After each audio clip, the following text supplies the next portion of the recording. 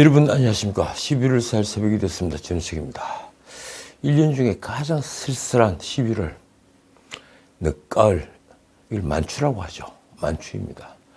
이만희 감독이 찍었던 영화 만추가 생각이 납니다. 나중에 김혜자 선생이 다시 주연을 맡아 리바이벌을 했죠. 리메이크를 했죠. 어제 3일 김정은이 이틀째 탄도미사일을 쏘았습니다.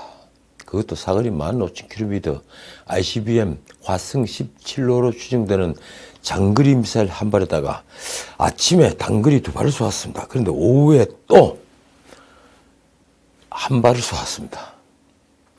어제 아침에 나온 합참의 발표는 이렇습니다. 3일 오전 7시 40분쯤 평양 수nan 일대에서 동해상으로 발사된 장거리 탄도미사일로 추정되는 한 발과 8시 39분부터 평안남도 개천 일대에서 동해상으로 발사된 단거리 탄도미사일로 추정되는 2발을 포착했다. 그리고 또 오후에 한 발을 쏜 겁니다. 그러니까 전날 2일 25발의 미사일과 100여 발의 방사포, 이른바 다인장 로켓이죠. 이 방사포 사격에 이은 도발입니다. 군이 이날 발사된 장거리 미사일이 ICBM일 가능성이 높다고 보는 것은 미사일의 단 분리가 이루어져서 추진체와 탄두가 분리됐기 때문입니다. 북한은 왜 도발을 계속하는 걸까요? 그것도 한미 합동 훈련 중일 때 말입니다. 처음엔 대화를 할 계기를 마련할 목적이라는 분석이 있었습니다. 그러나 이번 김정은이 도발은 중국의 자제 요구조차 먹혀들지 않았습니다. 과연 김정은은 언론이 추측하는 대로 7차 핵실험까지 도발을 계속할까요? 대부분의 언론은 군 소식통을 인용해 11월 8일 미국 중간선거를 앞두고 전술핵 공식화를 위한 북한의 핵미사일 도발이 계속될 것으로 보고 있습니다. 말하자면 소형 핵 탄두 실험을 반드시 할 거라는 얘기입니다. 한미 양국은 지금 맞대응에 나서고 있습니다. 한미는 10월 30일부터 11월 4일까지 진행되는 연합공중훈련 비질런트 스톰, 이 훈련을 연장하기로 결정했습니다. 이번 비질런트 스톰은 최신의 전투기만 F-35B 등 240여 대가 동원된 대규모 공중훈련입니다. 이런 대규모 연합훈련은 전 세계에서 정말 보기 힘듭니다. 이런 대규모 훈련을 한반도 상공에서 사상 처음으로 5일 이상 전개를 하는 것인데 이번에 다시 연장하기로 한 겁니다. 결국 북한의 이번 도발은 핵탄두 장착이 가능한 ICBM인 것으로 보아 김정은이 도발 수위를 계속 높여가는 점을 봐서 대비 태세를 강화하는 것입니다. 어쨌든 우리 군은 적극적인 대응 태세를 가지고 있습니다. 11월 2일 북한이 NLL을 넘은 미사일 도발을 했죠. 그 3시간 만에 우리 역시 NLL 이북으로 공대지 미사일을 발사했습니다. 전투기가 떠서 공대지 미사일을 정확히 목표 지점에 쏜 겁니다. 우리 군이 NLL 북측을 넘어 미사일을 발사한 것은 6.25 전쟁 이후 처음입니다. 합참의 발표입니다. 우리 군은 오늘 북한의 단거리 탄도미사일 발사에 대응해 우리 공군 전력에 의한 정밀 공대지 미사일 사격을 실시했다. 공군은 F-15K와 KF-16의 정밀 공대지 미사일 3발을 동해 NLL 이북 공해상에, 그러니까 북한이 도발한 미사일이 낙탄 지역과 정확히 상응한 거리의 해상에 정밀 사격을 실시했습니다. 그러니까 우리 남쪽에 딱 쏜 그 지점에 맞춰서 우리도 북쪽에 상한 거리의 해상에 정밀 사격을 실시했습니다. 북한이 이날 우리 바다에 발사한 탄도미사일은 NLL 이람의 26km 지점, 그러니까 속초에서 57km 떨어진 지점입니다. 국제법상 영해는 12해리 22km이기 때문에 우리 영해에 근접한 공해 해역입니다. 거기에 북한 미사일이 떨어진 것입니다. 어쨌든 북한 탄도미사일이 NLL을 넘은 것도 6.25 전쟁 이후 처음입니다. 이날 울릉도에는 가까운 지하 대피시설로 대피하라는 공습 경보가 발령됐습니다. 윤석열 대통령은 2일 오전 긴급 NSC를 주재했습니다. 이태원 사고, 그 참사의 조문을 갖다가 돌아와서 NSC를 주재했습니다. 윤 대통령은 이날 북한의 도발이 분단 이후 처음으로 NLL을 침범해 자행된 미사일에 의한 실질적인 영토 침해 행위라고 지적했습니다. 결국 우리 측의 대응도 과거 정부와는 달라졌습니다. 아니 180도 다른 겁니다. 북한의 도발에 상응하는 거리를 산정해 아까 말씀드린 바와 같이 NLL 북쪽 지역에 정확히 공대지 미사일을 발사한 것입니다. 아마 문재인 정권이었다면 북한이 공해상으로 송곳에 지나지 않는다 이렇게 얘기를 했겠죠.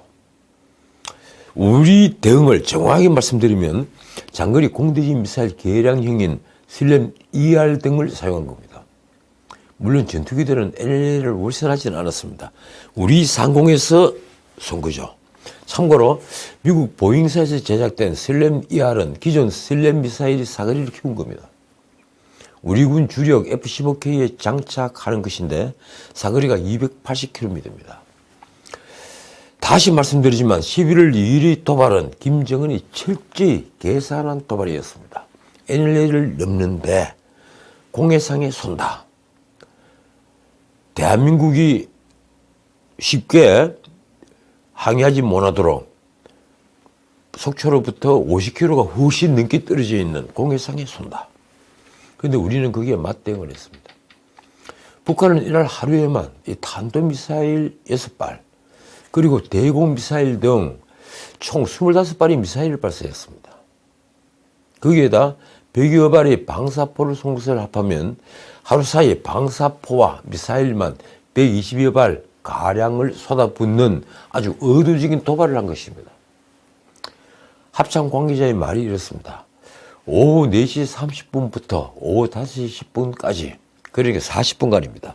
이 북한 선덕 신포 일대에서 동해상으로 그리고 과일 온천 일대에서 서해상으로 이 지대공 미사일 등으로 추정되는 6발을 포착했다.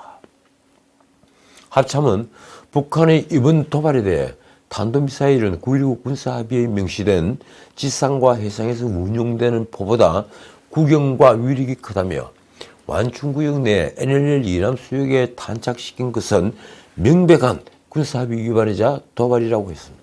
그러면 우리 역시 북한이 도발에 맞대응하면서 군사합의를 위반한 것이 아니냐고 묻자 합참은 북측이 NLL 이남에 탄도미사일을 발사해 도발을 강행했다면서 이렇게 말했습니다.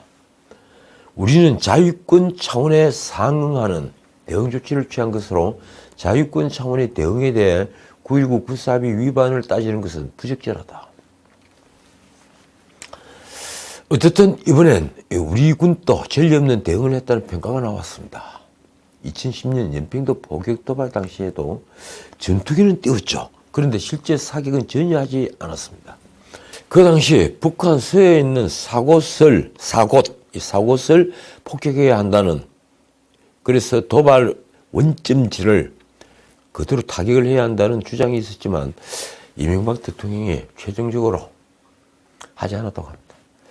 당시 K9 자주포를 동원한 반기역만 있었습니다. 군 관계자의 말입니다. NLL을 넘어온 북한 미사일이 한 발이지만 우리 군이 3발을 발사한 것은 단호한 대응 의지와 능력을 보여주는 차원이다. 언론이 일제히 3배를 갚았다 이렇게 보도를 하더군요. 그런데 군은 속초 앞바다에 떨어진 탄도미사일을 요격하지는 않았습니다. 이게 아주 중요한 문제입니다. NLL을 넘어서 우리 울릉도 지역으로 날아오는데 그리고 울릉도에는 공습경보까지 발동하면서 막상 그 탄도미사일을 요격하지 않았습니다. 말씀드린 대로 울릉도에 공습경보까지 울리면서 말입니다. 그런데 그 이유가 이내 밝혀졌습니다. 솔직히 좀 실망스러운 말입니다. 군 관계자의 말이 이렇습니다. 낙탄된 지점에는 강령 패트리엇 부대가 있었는데 사거리 밖에 있었다. 탐지는 하고 있었지만 요격 범위는 아니었다. 이 패트리엇 2인지 3인지 이 미사일이 있었지만 패트리엇의 사거리 밖이라는 얘기입니다.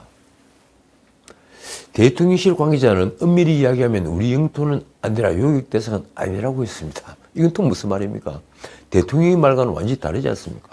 대통령은 우리 영토를 침해한 행위라고 이미 말씀을 했는데요. 자, 이 일이 있자 온갖 분석 기사가 나왔습니다. 북한이 2일 6.25 이후 처음으로 동해 NLL 이람으로 미사일 도발을 했던 이날 북한이 발사한 미사일이 약 1000여 원어치라는 분석이 나왔습니다. 한 발에 200만에서 300만 달러 정도인 단거리 탄도미사일 SRBM 25발을 쏘았는데 그 비용은 최소 50만 달러, 최대 7,500만 달러에 달한다는 주장입니다. 그런데 이번에 쏜 미사일은 북한판 이스칸데르, 그러니까 KN-23, 그 이스칸데르만큼 위력은 없어 보인다는 평가입니다.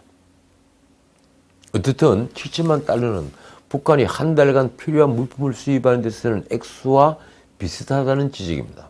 그리고 이 돈은 코로나 이전에 북한이 1년간 중국에서 쌀을 수입한 액수와 비슷합니다. 북한은 지난 7월 515만 달러 상당의 쌀 1만 톤을 수입했습니다.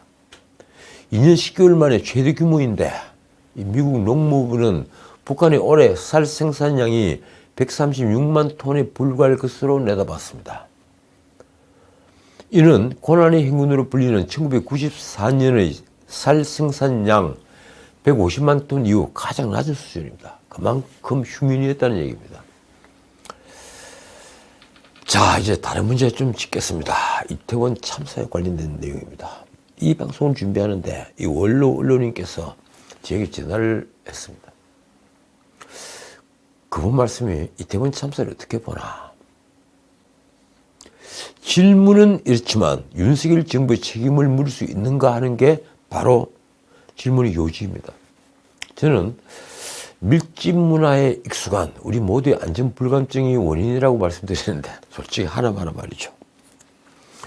그렇게 두루뭉술하게 넘어가려고 했는데 결국 요즘 논란이 되고 있는 경찰의 책임에 대해서는 저희에게 수긍하지 않을 수 없었습니다.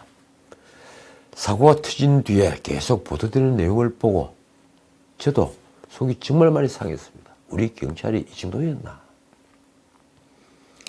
원로 언론인께서는 한마디로 정리를 하더군요. 정권의 책임은 없지만 정부의 책임은 있다. 말하자면 어느 정부라도 일어날 수 있는, 아니 일어날 수밖에 없는 사고였다는 말씀입니다. 그만큼 우리 정부에 있는 조직들이, 공무원들이 전부 다 느슨해 있었습니다. 어떻든 경찰은 11번 있었던 112 긴급신고, 112번 긴급신고를 받고도 이태원 참사를 막지 못했습니다.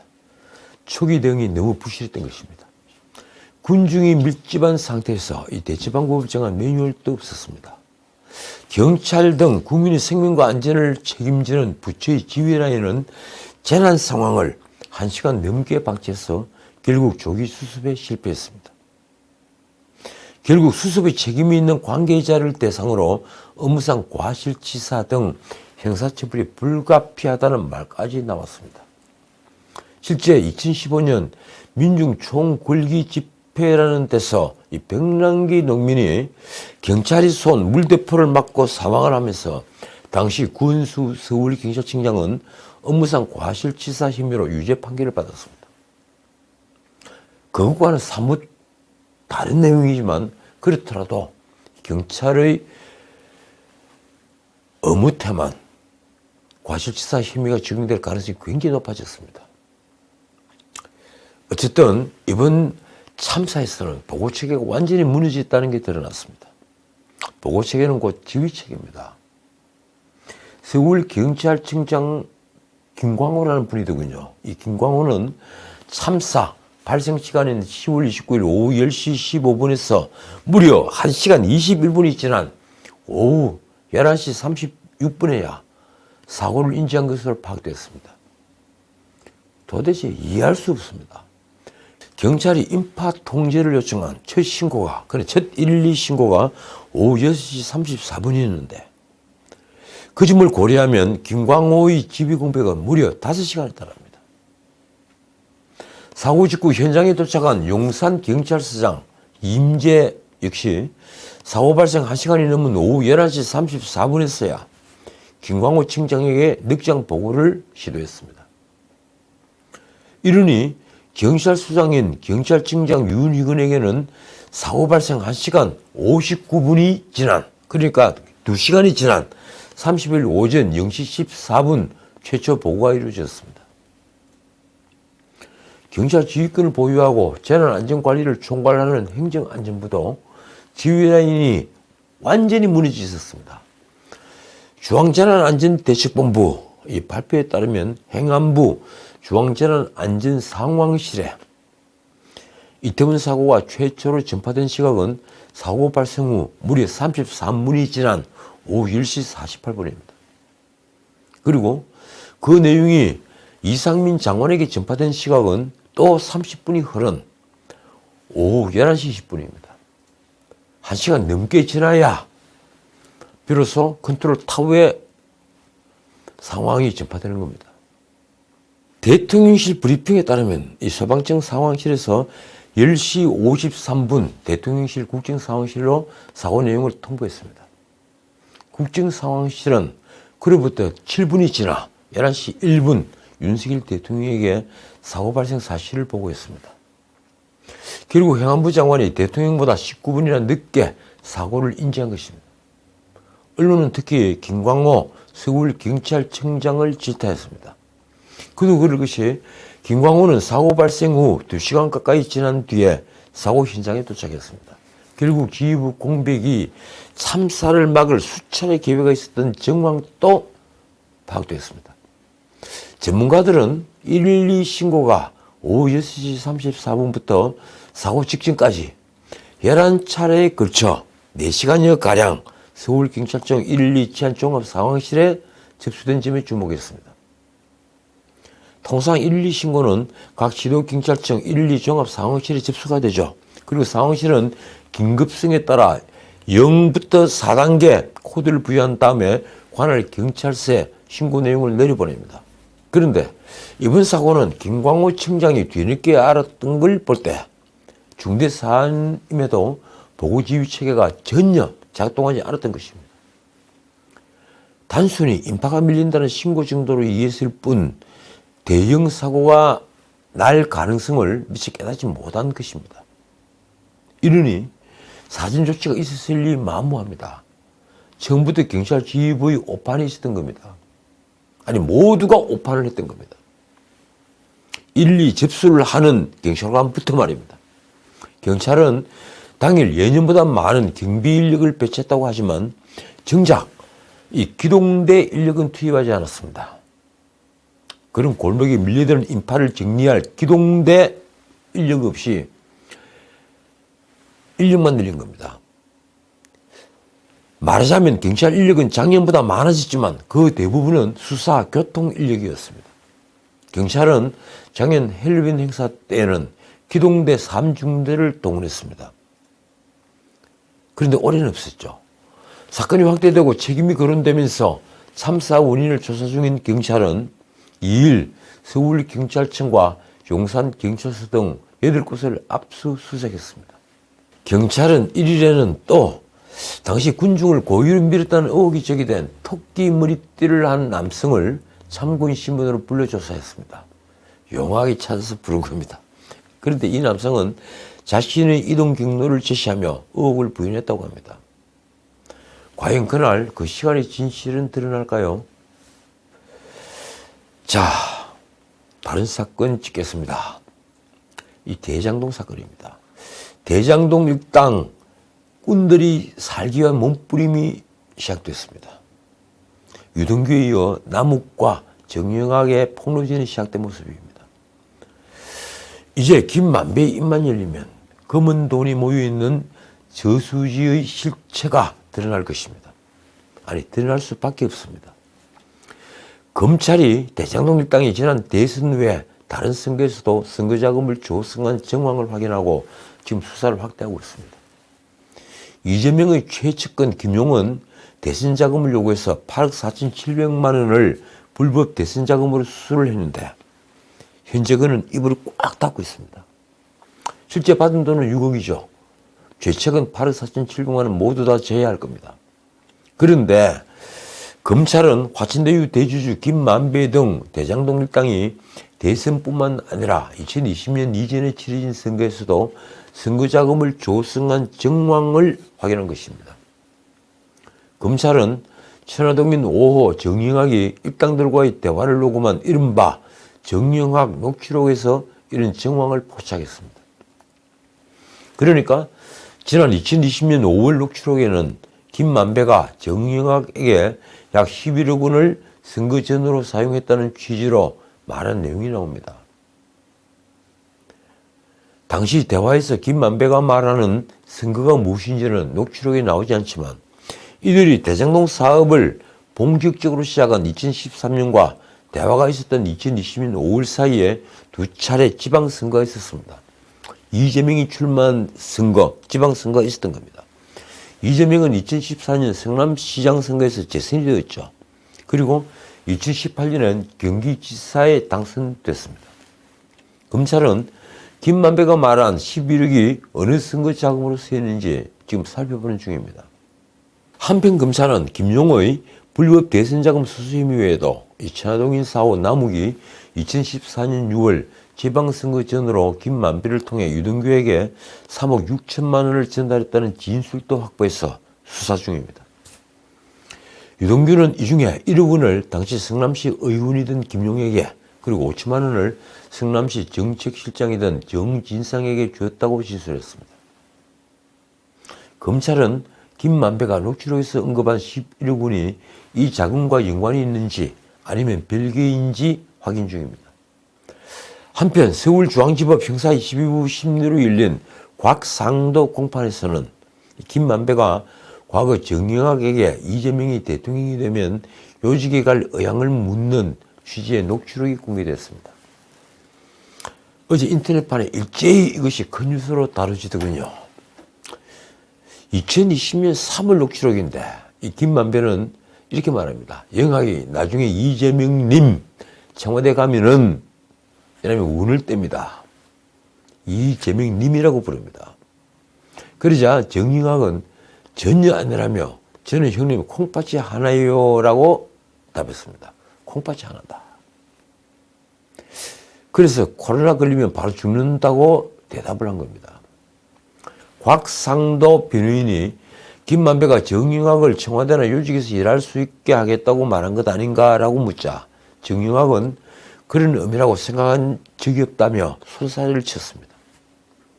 어떻든 이 녹취록에서는 정영학이 지지율이 2위 나오면 되게 잘 나온 것 아닙니까? 라고 말하자 김만배가 이재명은 대통령이 되지 라고 답하는 게 나옵니다.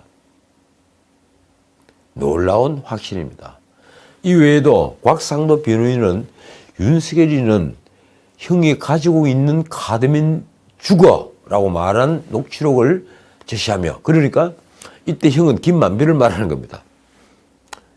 윤석열은 내가 가지고 있는 카드, 그래 형이 가지고 있는 카드를 제시하면 죽어 이런 말을 했는데 김만배가 무슨 카드를 가졌다는 말이냐고 물었습니다. 그러자 정영학은 실제 어떤 카드인지 모른다고 답했습니다.